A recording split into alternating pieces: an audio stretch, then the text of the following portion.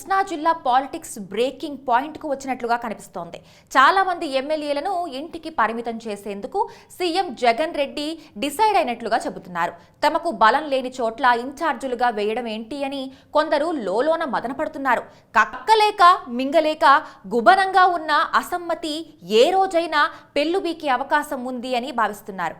High command సమూల మార్పులకు సిద్ధమవుతోంది. ఎవరేమనుకున్నా తన అజెండాను అమలు చేసేందుకు సిద్ధమవుతోంది. ఈ దిశగా కార్యాచరణ కూడా కొంతమేర అమలుకు వచ్చింది.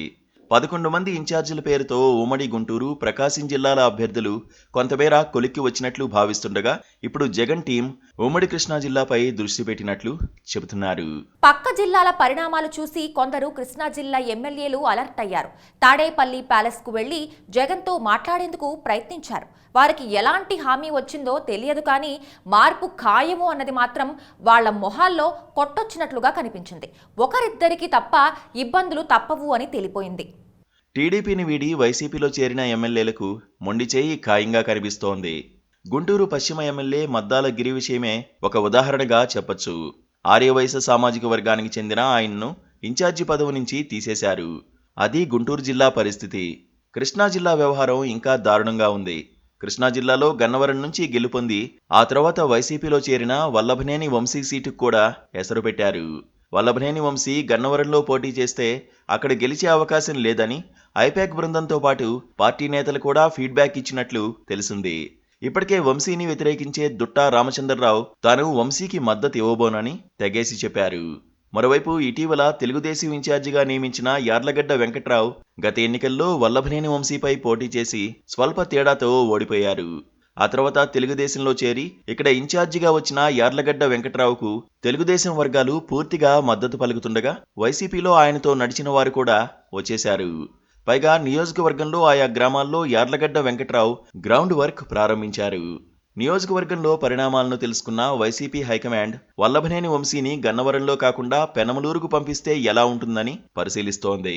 పెనమలూరులో ఉన్న మాజీ మంత్రి ఎమ్మెల్యే పార్థసారథిని గన్నవరం నుంచి పోటీ చేయించే అంశాన్ని కూడా హైకమాండ్ పరిశీలిస్తోంది.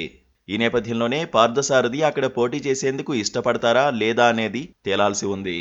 ప్రధానంగా గన్నవరంలో పార్థసారథి సామాజిక వర్గానికి చెందిన ఓటర్లు ఎక్కువగా ఉండడం, ఇదే సామాజిక వర్గానికి చెందిన ముద్దరబోయిన వెంకటేశ్వరరావు కూడా గతంలో ఇక్కడ ఇండిపెండెంట్గా పోటీ చేసి విజయం సాధించడాన్ని ఈ సందర్భంగా వైసీపీ నేతలు పరిగణలోకి తీసుకున్నారు.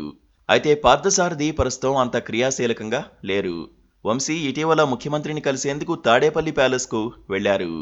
వంశీతో పాటు కొడాలి నాని, జోగి రమేష్ కూడా ఇన్ఛార్జీలను మార్పు చేసిన రోజు ప్యాలెస్కు వెళ్లారు. ఆ తర్వాత వీరి ముగ్గురితో పాటు పేర్ని నాని, సింహాద్రి రమేష్ కూడా ప్యాలెస్లో ప్రత్యక్షమయ్యారు. అక్కడ ఏం జరిగిందనేది బయటకు రాకపోయినప్పటికీ వైసీపీ వర్గాల్లోనే గన్నవరం, పెనమలూరు వైసీపీ ఎమ్మెల్యేల సీట్లు పరస్పర మార్పిడి ఉంటుందని విస్తృతంగా ప్రచారం జరుగుతోంది. నిజానికి గుడివాడ ఎమ్మెల్యే మాజీ మంత్రి కొడాలి నాని తప్పితే ఎవరికీ సీటు కన్ఫర్మ్ కాలేదు అని చెబుతున్నారు. అందుకే పేర్ని నాని, వల్లభనేని వంశీ లాంటి వాళ్లు భయపడుతున్నారు. జగన్ వారికి సరైన సమాధానం చెప్పకపోవడం కూడా ఒక కారణమే.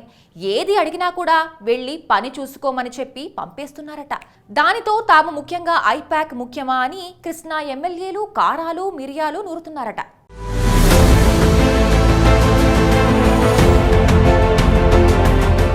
Please subscribe to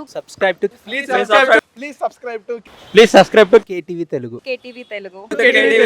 KTV Telugu channel.